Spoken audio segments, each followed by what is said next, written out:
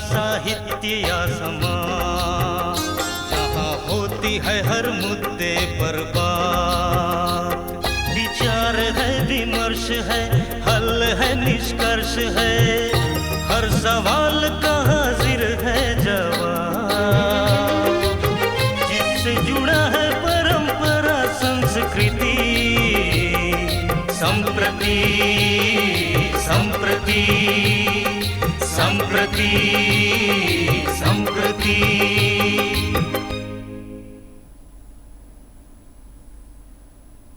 दर्शकों नमस्कार। संप्रति में आप सबों का स्वागत है। महाकुंभ एक ऐसा विषय जिस पर चर्चा करने का जी करता रहता है, जिसके बारे में मुग्ध होने का मन करता है। बहुत ही ऐसा मेला, इतना बड़ा मेला जो भारत को पूरे विश्व में प्रसिद्धि दिला रहा है। जी हाँ, इसी की प्रासंगिकता पर आज हम चर्चा करेंगे और इसके लिए हमने दो विशेष जानकारों को अपने स्टूडियो में बुलाया है। आप हैं पंडित रामदेव पांडे, आप आचार्य हैं और ज्योतिष शास्त्र के प्रकांड विद्वान, बड़े अच्छे कर्मकांडी। आप हैं श्री प्रणव कुमार मिश्रा, आप भी ज्योतिष के प्रकांड विद्वान और कर्मकांडी भी शहर के बहुत प्रसिद्ध हैं। आपसे महाकुंभ पर चर्चा करना है। बहुत बहुत स्वागत आप सबों का। धन्यवाद। पंडित जी, सबसे पहले आपसे एक सवाल, महाकुंभ की महत्ता आपके नज़र में क्या है? देखिए दीपक जी, महाकुंभ की महत्ता जो है वो धार्मिक तो दिख गया आपको, और सबको दिख गया कि आज 1/3 आबादी जो है वह स्नान करने के लिए आ गई। और यह जो स्नान करने के लिए वहाँ आई वह जो है वह शंकराचार्य के काल से आने की व्यवस्था हुई यहाँ। और शंकराचार्य ने ही इस कुंभ के आयोजन का प्रयास किया। शंकराचार्य ने अपने जीवन में 2 प्रयास किए, सनातन को जागृत रखने के लिए, सनातन के चरम उत्थान के लिए। एक उन्होंने 4 जगहों पे 4 जो है वह मठ बनाया, पूरब, पश्चिम, उत्तर, दक्षिण भारत को बिल्कुल तरीके से बांधने का। और दूसरा उन्होंने कुंभ का जो है वह सृजन किया। तो जब मीडिया नहीं था, संसाधन नहीं थे, उस काल में, उस संसाधन नहीं रहने के काल में भी लोग जो है वह कुंभ की यात्रा के लिए महीनों तक कुंभ की यात्रा करते थे। और वहाँ क्या होता है कि वहाँ जो है वह धर्म पर चर्चा चलती थी। जितने विद्वान हैं अपने अपने तरीकों से धर्म पर, सनातन धर्म पर मंथन होता था। हिंदुत्व के सामाजिक चिंतन पर मंथन होता था।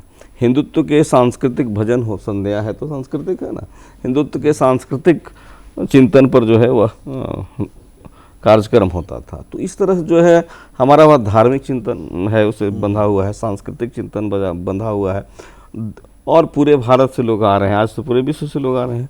तो पूरे भारत का कल्चर एक दूसरे से जब मिल रहा है तो सभी सनातन हैं, सभी भारतीय, सभी कल्चर का सम्मिश्रण है।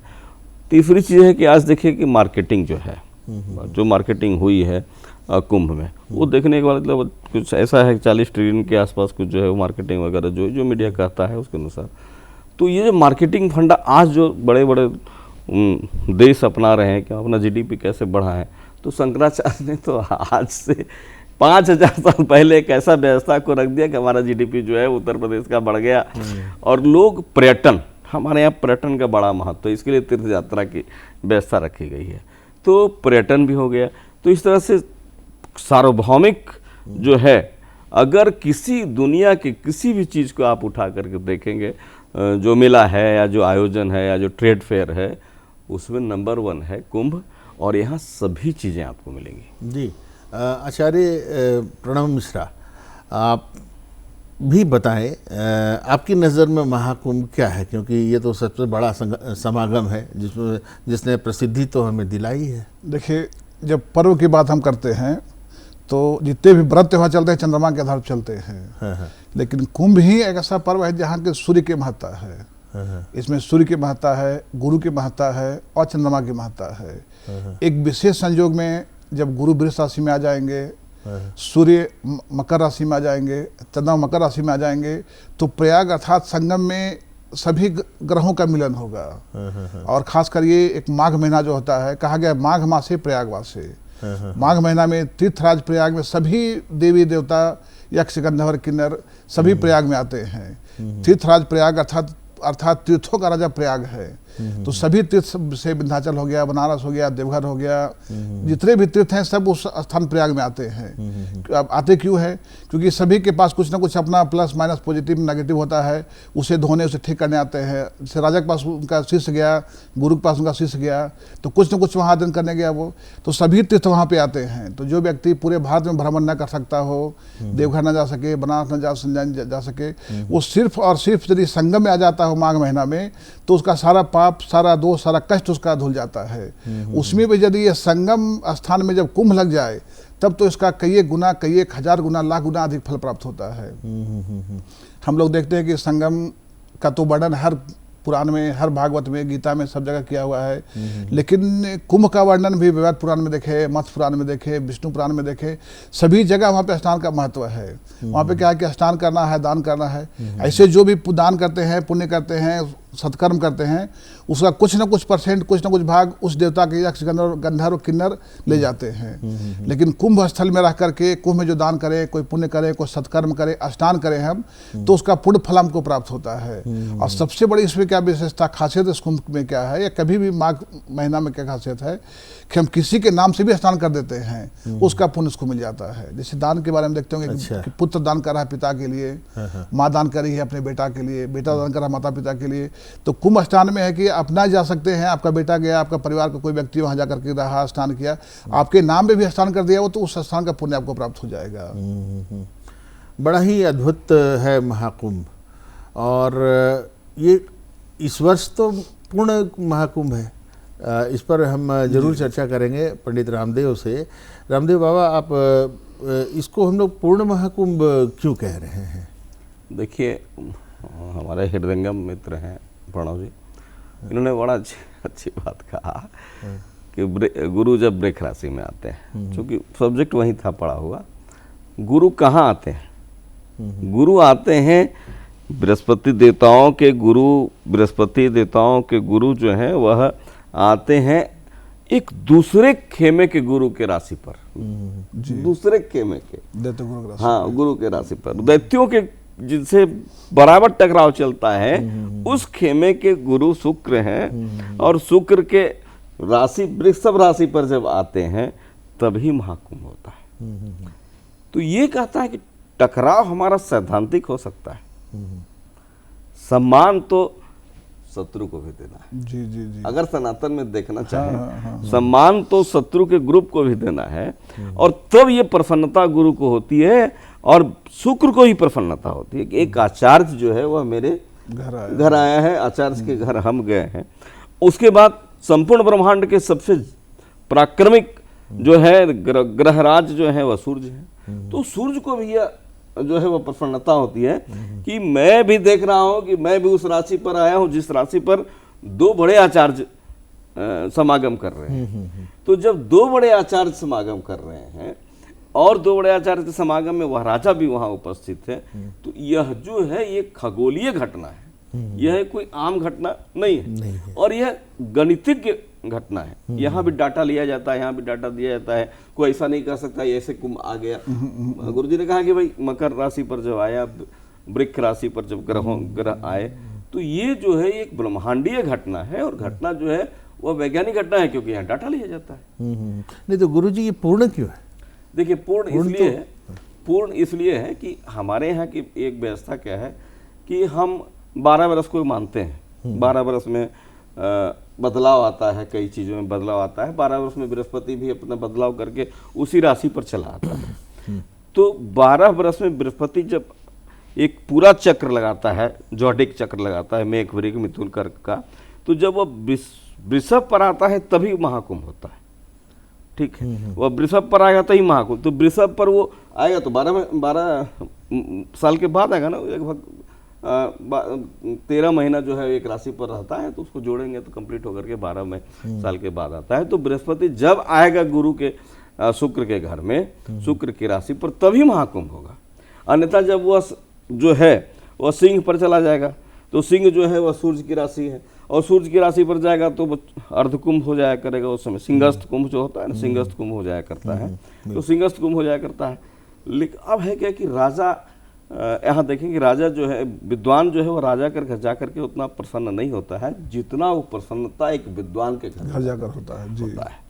वहाँ उसकी जो है वो जो है, हम जैसे कोई बात करते तो उसकी मेंटेलिटी वहां से मिल रही है, राजा से उसकी मेंटेलिटी नहीं है। आज के गुरु जो है वो राजा को पाने के लिए ललायित है, लेकिन वो गुरु जो है वो अपने दो मित्र को पाने के लिए ललायित है। वो जानता है कि हमारा जो है वो मानसिक खुराक जो है वो यहाँ पड़ा हुआ है, इसलिए चूंकि वृषभ पर आएगा तो 12 साल लगेगा ना जी। अब बात समझ में आती है।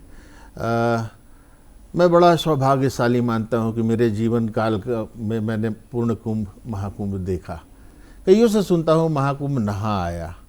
तो इसी संबंध में एक प्रश्न करता हूँ प्रणव मिश्रा साहब से कि आखिर स्नान यूं ही कराए या स्नान की कोई विधि होती है? आप अगर इस पर प्रकाश डालें तो मेरे दर्शक भी बहुत। देखिए, कुंभ का जो प्रकार गुरुजी ने बताया, अर्ध कुंभ, कुंभ और महाकुंभ, तो 6 साल में जो लगा वो अर्ध कुंभ कहलाया, 12 साल में लगा जो कुंभ कहलाया, और 11 बार जब कुंभ लगने के बाद जो 12वां बार आता है वो महाकुंभ कहलाता है। तो इस वर्ष का जो चक्र चल रहा, कुंभ का चक्र चल रहा है, वो महाकुंभ का चक्र है जी। तो इसमें कहा गया कि केवल श्रवण मात्र, केवल सोच लेने मात्र से गंगा नहाने का फल प्राप्त आपको हो जाएगा। विचार कर लेने से कि कुंभ नहाना है हमको, तो कुंभ नहाने का फल प्राप्त हो जाएगा। तो सोचने से इतना पुण्य है, जब खुद जाकर वहां स्नान कर लेते हैं तो कितना पुण्य प्राप्त होगा। तो उसकी विधि, दर्शकों को विधि जानना है। देखिए क्या है कि जा रहे हैं, कभी लोग कुंभ में जा रहे हैं नहाने तो बहुत लोग गंगा नहा रहे हैं, नहीं, हम संगम में जा रहे हैं। संगम अर्थात गंगा जमुना सरस्वती तीनों का जहाँ मिलन है वहाँ स्नान कर रहे हैं हम। तो गंगा, ऐसे भी गंगा नहाने का एक अलग विधि है, अलग परंपरा है। लोग गंगा में गए, स्नान कर लिए, डुबकी लगा लिए, 1 डुबकी, 5 डुबकी, 10 डुबकी, वो मैटर नहीं करता है। वो अब जल में स्नान कर रहे हैं। जब गंगा में स्नान करेंगे आप तो उसका एक विधि है, उसका एक सिस्टम, उसका एक नियम है। अर्थात जिस वस्त्र को रात को पहन सोए हैं हम, उस पर गंगा नहीं नहा सकते हैं। रात में क्या खाए, अन्न खाए, नमक खाए, गंगा नहीं नहा सकते हैं। मल मूत्र त्याग किए हैं, गंगा नहीं नहा सकते हैं। उसके लिए पहले से घर में सुबह स्नान कर लें आप, एकदम साफ होकर के, साफ सुथरे होकर के गंगा स्नान पहले घर में पहले जल में स्नान पहले कर लें। उसके बाद तब गंगा में स्नान करने के लिए आप जाएँ। और जब जाते हैं गंगा स्नान करने के लिए तो पहले गंगा को प्रणाम करना है, नमामि गंगे, नमामि गंगे, नमामि गंगे। हे माता, मैं आपके शरण में आया हूँ, हमें स्थान दे, हमें मोक्ष दे, हमें जो जिसका जो कामना है उस कामना से गंगा में जा करके वो 2 डुबकी लगाए। और जिस धारा से गंगा आ रही है उसी धारा में होकर के गंगा स्नान करना आपको है। 1 डुबकी लगाएं, 3 डुबकी लगाएं, 5 डुबकी लगाएं, 7 डुबकी लगाएं, 9 डुबकी, जितने बार आपको स्नान करने का इच्छा है या जो आपका शरीर जिस प्रकार से आपका अलाव कर रहा है उतने बार गंगा में आप स्नान करें। और जब चाहें तो साथ में कुछ तिल ले जाएं, हाथ में कुछ जौ ले जाएं, हाथ में वो गंगा जी में डाल दें, वहाँ पे गंगा में कुछ पैसा डाल दें, वहाँ पे कुछ अर्थात कुछ पैसा किसी गरीब को वहाँ दे दें। साड़ी श्रृंगार गंगा माँ को अर्पण करें वहाँ पे, तो उससे क्या होगा, वो पूर्ण स्नान आपका कहलाएगा। साथ में गंगा स्नान में एक सबसे बड़ा क्या अभी लोगों में कमी हो रहा है कि बस गए गंगा स्नान करके घर लौट आए। वो नहीं, वहाँ जब भी गंगा स्नान करने जाएं तो अपने पितरों को जरूर याद करें, पितरों के नाम जरूर जल दें, अपने गुरु को, अपने माता पिता को, अपने कुल देवता को जरूर जल वहाँ अर्पण करें, जिससे माता पिता पितृ भी प्रसन्न होंगे। कॉमन देखा गया है कि एक गांव में 100 लोग रहते हैं तो 60 लोग ही गंगा नहा पा रहे हैं, 80 लोग ही संगम जा पा रहे हैं। क्यों? इसके पीछे यही कारण है कि आपके पितृ बहुत तपस्या करते हैं, हमारा बेटा है, हमारा पोता है, धार्मिक यात्रा करे, गंगा नहाए, गंगा स्नान करे। आपके गुरु बहुत प्रसन्न होते हैं, आपके कुलदेवता बहुत प्रयास करते हैं, तब जाकर धार्मिक यात्रा हम लोग कर पाते हैं। उसी में एक संगम स्नान भी हमारा है। हमारे पितृ चाहते हैं कि हमारा बेटा है, हमारा पोता है, हमारा नाती है, गंगा नहाए, वहाँ हमको याद करे, हमको जल देवे। तो जब भी गंगा नहाए तो पितरों का मंत्र याद नहीं है तो ओम सर्व पितृ मनोकामना सिद्ध कुरु कुरु में स्वाहा, या पिता कर्म है, पिता धर्म है, पिता ही परमम तप है, पितृ पितृ माँ पन्नोति प्रियंते सर्वदेवता, बोल करके अपने पितरों को जल दें और पितरों को प्रसन्न करें। फिर देखिए गंगा नहाने का, कुंभ नहाने का सही फल आपको प्राप्त होगा। क्या बात है, बहुत खूब बताया आपने। मैं त्रिवेणी नहीं जा सका तो क्या मैं कहीं भी गंगा में स्नान कर लूँ तो काम चल जाएगा? बाबा रामदेव क्या कहते हैं आप? देखिए, तुलसी ने मानस में एक बड़ी अच्छी चीज़ लिखी है। श्लोक कुछ इस तरह सा है, राम कथा जह सुर सरिधारा, सरसई ब्रह्म विचार विचारा विधि निषेधमय कलिमय हरणी। जहाँ राम की चर्चा होती है यहाँ भी राम की चर्चा हो रही है, भगवान की चर्चा हो, राम ईश्वर, राम ब्रह्म। राम को एक छोटा मैप में आप स्केल पर नहीं मापे, तो राम कथा जहाँ सुरसरी धारा सरसई ब्रह्म विचार विचारा, जहाँ हम ब्रह्म का चिंतन करते हैं, आज हम लोग ब्रह्म की चिंतन कर रहे हैं, तो जहाँ राम की कथा होती है वहाँ जो है वह गंगा प्रवाहित होती है। तुलसी की लॉजिक है, मानस की लॉजिक है बालकांड के। सरसई ब्रह्म विचार विचारा, जहाँ हम ब्रह्म का निरूपण करते हैं, कुंभ में क्या हुआ, कैसे होता है, भगवान क्या है, ईश्वर क्या है, तो वहाँ जो है वह जमुना विराजमान होती है। और सरसई ब्रह्म विचार विचारा विधि निषेधमय कलिमय हरणी। अब विधि निषेध क्या है कि विधि है कि भैया हम लोगों को जो है वह अवांछनीय भोजन से थोड़ा दूर रहना है। विधि हमारे यहाँ विधि है, हम चैनल में आए तो तरीके से आने का है, ये भी एक विधि है। तो जहाँ ये तीन चीज़ें होती है, जहाँ ईश्वर का गुणगान होता है, वहाँ जो है सो जानव तीर्थ प्रयाग राजू, उस जगह को आप तीर्थ प्रयाग माने। अच्छा। यह तीर्थ प्रयाग है जहाँ आज हम मौजूद हैं। तो जहाँ इस तरह की चर्चा होगी, 2 लोग 4 लोग 5 लोग, वहाँ तीर्थराज प्रयाग निवास करता है। और यह प्रमाण जो है वो तुलसी का है, मेरा प्रमाण नहीं है, समझे। वहाँ त्रिवेणी निवास करता है और उस त्रिवेणी में डुबकी लगाने से, तुलसीदास ने उसके बाद के लाइन में लिखा है कि उस त्रिवेणी में डुबकी लगाने से जो है वह व्यक्ति जो कुछ भी मांगता है वो उसकी पूर्ति होती है।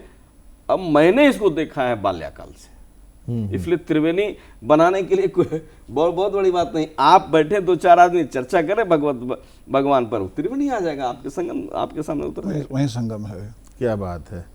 अब चर्चा बड़ी रोचक होती जा रही है, इतनी ज्ञान की बातें तो मैं भी नहीं जानता था, लेकिन सवाल ही सवाल पे ऑफ द कैमरा बात हुई थी प्रणव मिश्रा साहब से, तो उन्होंने बताया था कि वो पूरा एक मास बिता कर आए हैं प्रयागराज में।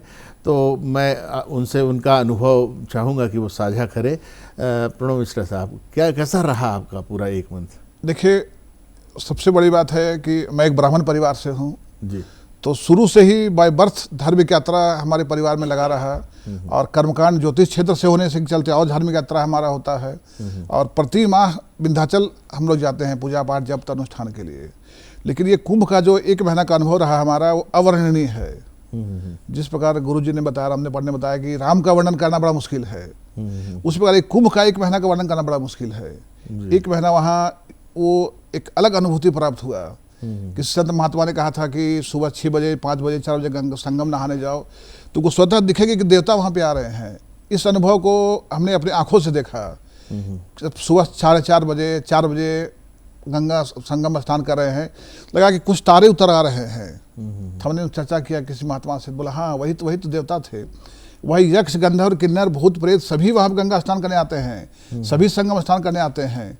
देवता भी इस कुंभ का इंतजार करते हैं कि कुंभ कब लगे कि अब हम जाए गंगा नहाएं, संगम नहाएं, त्रिवेणी स्नान करें हम, वो भी उनका वेट करते हैं। और एक सनातन परंपरा का एक बहुत बड़ा अनोखा उदाहरण वहाँ हमको देखने को मिला कि प्रतिदिन करीब 1.5 करोड़ 2 करोड़ 1 करोड़ 1.25 करोड़ लोग आते थे स्नान करने के लिए, लेकिन पूरा संगम क्षेत्र में कहीं भी एक होटल नहीं दिखा हमको। अच्छा। और 1.5 करोड़ लोग प्रतिदिन खाना खा रहे हैं। उसमें आपकी भी सहभागिता थी? उसमें हमारा भी एक अपना भंडारा चलता था। सुबह में चाय का है, दोपहर में रोटी चावल सब्जी, शाम को खीर का है, फिर शाम को रात में चावल का, मतलब इस तरह का भंडारा चलता था हम लोग का। तो लगा कि 1.5 करोड़ लोग आ रहे हैं और एक भी होटल नहीं है। सनातन परंपरा कितना ठोस है, कितना मजबूत बनाया हुआ हमारा कि 1.5 करोड़ लोग डेली में भोजन कर रहे हैं। और कोई इतना बड़ा संगम 1.5 करोड़ जहाँ एक जगह एक पार्टिकुलर स्थान पे आ जाए, वहाँ कोई भी हो हल्ला नहीं हो, कोई हुड़दंग नहीं हो, कोई बड़ा घटना नहीं, कोई अपनी घटना नहीं हो, सारा कुछ सिस्टम चला जाए, ये हमारे आपके बस में नहीं है या किसी सरकार के बस में नहीं है। जब तक कि परमपिता परमेश्वर, जब तक भगवान राम, भगवान शिव, भगवान विष्णु, ब्रह्मा नहीं चाहेंगे, तब तक इतना बड़ा व्यवस्था नहीं कर पाते हैं हम लोग। घर में शादी करते हैं, 10 लोग 20 लोग 50 लोग 100 लोग बुलाते हैं, उसमें से फिक्स है कि 4 लोग का मन उठना ही उठना है। लेकिन 1.5 करोड़ लोग वहाँ पे बिना बुलाए अपने आ जा रहे हैं, जिन्हें नहीं पता कि कहाँ रहना है, कहाँ खाना है, कहाँ सोना है। लेकिन बड़ा ईश्वर का महिमा था कि 1.5 करोड़ डेली आ रहे हैं, डेली खा रहे हैं, डेली सो रहे हैं, डेली रह रहे हैं, लेकिन सब स्वस्थ वहाँ पर रहे। हमारा पूरा टीम वहाँ पे 1 महीना रहा। हम लोग वहाँ लगभग 11 तारीख से लेकर के 12 तारीख फरवरी तक हम लोग वहाँ रहे। सभी को स्वस्थ रहे, सभी को बढ़िया रहे, दिन भर अपना अपना काम में जुटे रहे, दिन भर स्वाध्याय में, साधना में, पूजा में, पाठ में जुटे रहे, सभी लोग वहाँ स्वस्थ रहे। ये बड़ा आश्चर्य की विषय था वहाँ पे। ये वर्णन था। दर्शकों, आपको भी अनुभूति हो रही होगी साक्षात महाकुंभ स्नान का, आपको भी अंदर से ऐसा महसूस जरूर हो रहा होगा। लेकिन अब चूंकि बात बहुत ही रोचक होती जा रही है, इसलिए मैं ज़रूर पंडित रामदेव से ये पूछना चाहूँगा कि आखिर महाकुंभ या कुंभ मनाते क्यों हैं? कलश या कुंभ का अर्थ हुआ घड़ा, तो इससे क्या ये कहानी कैसे जुड़ती है बाबा? देखिए, ऐसा है कि एक बात मैं कह के जाता हूँ, स्टार्ट करता हूँ कि महाकुंभ जो है वह अचानक 12 साल या 6 साल में नहीं आता है। उसकी बिगिनिंग पॉइंट हमारे यहाँ जैसे एक पौधा इतना बड़ा हुआ वो तो चला गया। तो हर साल मकर रवि जब हुई, हर साल माघ के महीने में वहाँ संत लोग जो हैं वह कल्पवास करते हैं। महाराज जी कल्पवास करके आ रहे हैं। तो ये हर साल होता है। एक जितने संत होते हैं वे लोग भी आते हैं और वहाँ कल्पवास 1 महीना तक करते हैं, माघ की पूरी माघ में। और वो जो क्रमगत विकास जो हुआ, हर साल का एक विकास हुआ। 6ठे साल में वो अर्धकुंभ हो गया, 12वें साल में वह महाकुंभ हो गया। अब मैं आपके प्रश्न की ओर आता हूँ। इसमें कई कथाएं हैं। इसमें जो है वह राक्षसों और देवता की कथा है कि वह अमृत का जो है निकला, मंथन हुआ। ये द्वितीय मनवंतर, चाक्षुष मनवंतर की कथा है। तो चाक्षुष मनवंतर की कथा है। चाक्षुष मनवंतर में जो है वह समुद्र का मंथन हुआ और समुद्र के मंथन में 14 रत्न निकले, उसमें अमृत भी निकला। और अमृत देवता लोग जो है वह और राक्षस लोग पाने के लिए ललायित हुए। उसी समय जो है वह इंद्र जो है उस कुंभ को, अमृत के कुंभ को लेकर के चले। उसने दे दिया जयंत को। जयंत जो है वह जयंत कौआ था, तो जहाँ ठोर मारा 4 जगहों पर, वो 4 जगह ये कुंभ मनाया जाने लगा। यह एक कथा है, जयंत की कथा है, देवताओं की कथा है। और वही अमृत कुंभ है। अब बृहस्पति को अगर आप देखेंगे, बृहस्पति भगवान का फोटो अगर आप देखें, तो बृहस्पति जो है कुंभ ऐसे करके घड़ा जो है वो अपने आप में लिए हुए हैं जी। तो बृहस्पति का भी ये कुंभ है और बृहस्पति से ही जुड़ा हुआ है। बृहस्पति अगर इस कुंभ में नहीं आएंगे तो कुंभ की कोई गणना नहीं हो सकती है। सभी कुंभ में बृहस्पति एक कॉमन चीज है और सूर्य एक कॉमन चीज है। तो इसलिए बृहस्पति जो है, और बृहस्पति क्या है, ब्रह्मांड का वह द्वितीय बड़ा उपग्रह है, जो हमारे यहाँ गिरने वाले किसी भी उल्का पिंडों को और धूमकेतु को रोकता है। अगर ब्रह्मांड से एक सुई भी पृथ्वी पर गिरे तो उस सुई के गिरने से उसके जो दबाव होगा हमारे पृथ्वी पर, तो पृथ्वी बर्बाद हो सकती है, पृथ्वी नष्ट हो सकती है। ऐसा कभी हुआ था जिसमें डायनासोर चला गया, ऐसा विज्ञान कहता है। हाँ। तो वह जो बृहस्पति है, वह जो ब्रह्मांड में छाया हुआ बृहस्पति प्रथम जायमानो ऋग्वेद, ठीक है। तो कहता है पृथ्वी जो है, पृथ्वी से पहले उस ब्रह्मांड जो है गुरु का को बनाया गया। और गुरु और शनि यही 2 ग्रह हैं जो पृथ्वी पर किसी भी जो उल्का पिंडों को गिरने से बचाते हैं, और तब हमारी जीवन यात्रा चलती है। तो तब हमारी जीवन यात्रा जब चलती है, इसलिए गुरु जो है वह अमृत दे रहा है किसको? पृथ्वी को। केवल भारत को नहीं दे रहा है, वो अमेरिका को भी दे रहा है, ब्राजील को भी दे रहा है, वो यूरोप को भी दे रहा है। पूरे वर्ल्ड को जो है ब्रह्मांड में पृथ्वी को बचाने के लिए 2 ग्रह जो काम कर रहे हैं, वैज्ञानिक तौर पर मैं बात करता हूँ, यही महाकुंभ है, यही कुंभ है, यही कुंभ है। और हर व्यक्ति अपने आप में कुंभ है, यह ब्रह्मांड अपने आप में कुंभ है, ठीक है। तो ब्रह्मांड अपने आप में कुंभ है, व्यक्ति अपने आप में कुंभ है, इसलिए इसकी जो है हम जो हमारे विद्वानों ने रखा वो महाकुंभ नाम दिया। तो इतना विस्तृत इतनी विस्तृत परिभाषा महाकुंभ की आचार्य ने दी आज। अब आचार्य प्रणव मिश्रा की ओर रुख करते हैं। क्या आप अपने कल्पवास में कह सकते हैं कि आपने किसी नागा साधु से आपकी मुलाकात हुई, और अगर किसी को देखा किन्हीं को आपने, तो कुछ वर्णन करें। जी जी, वो तो प्रतिदिन का एक रूटीन था हम लोगों का। हाँ। कि भंडारा के बाद का जो समय बचता था हम लोगों के पास, तो हर खाक चौक उस व्यवस्था का नाम था वहाँ पे। हाँ। और जितने भी नागा साधु थे, पंचायती अखाड़ा है, जूना अखाड़ा है, उस अखाड़ा में घूम करके नागा साधु से मिलना, उनसे अनुभव लेना, उनसे ज्ञान लेना, क्यों आए हैं, कैसे आए हैं, कहाँ से आए हैं, तो एक बड़ा अलग अनुभव होता था। तब लगा कि सनातन परंपरा इतना विस्तृत हमारा है, सनातन में इतने लोग कुर्बान होने वाले, सनातन को इतने लोग लेकर चलने वाले हैं। तब लगा कितने हम लोग सुसंगठित हैं, कितना बड़ा हम लोग का एक क्षेत्र बनाया हुआ हमारा है। एकदम संक्षिप्त उत्तर रामदेव बाबा से भी ले ले। रामदेव बाबा, नागा साधु का रहस्य, एकदम संक्षिप्त उत्तर। देखिए, नागा साधु का रहस्य है कि हमारे यहाँ पुनर्जन्म की अवधारणा है, और ये अवधारणा ये बात को कहती है कि आप 50 नहीं 100 जन्म भी लेंगे और सनातन को समझ नहीं पाएंगे। वही नागा है जो कई जन्म बार बार जन्म लेते हैं, बार बार जो अपने परकाया प्रवेश करते हैं, बार बार आते हैं। कई चर्चा मैंने देखा, कनीम करोली बाबा के जीवनी में मैंने देखा, ये देवराहा बाबा के जीवनी को मैंने देखा। ये सारे संत जो है वह सनातन को समझने के लिए कई बार जन्म लेते हैं, कई बार आत्मा बदलते हैं, और वह कुंभ का दर्शन करते हैं। कुंभ पर इतनी बात ये कम नहीं है। हम प्रत्येक सप्ताह आपसे मिलते रहेंगे दर्शकों संप्रति में, लेकिन उम्मीद करता हूँ और ईश्वर से प्रार्थना करता हूँ कि आपकी ज़िंदगी में भी खुशियाँ भरती रहें, आप हमेशा खुश रहें, मुस्कुराते रहें, और इसी के साथ विदाई चाहेंगे। हमें दीजिए इजाज़त। नमस्कार। नमस्कार।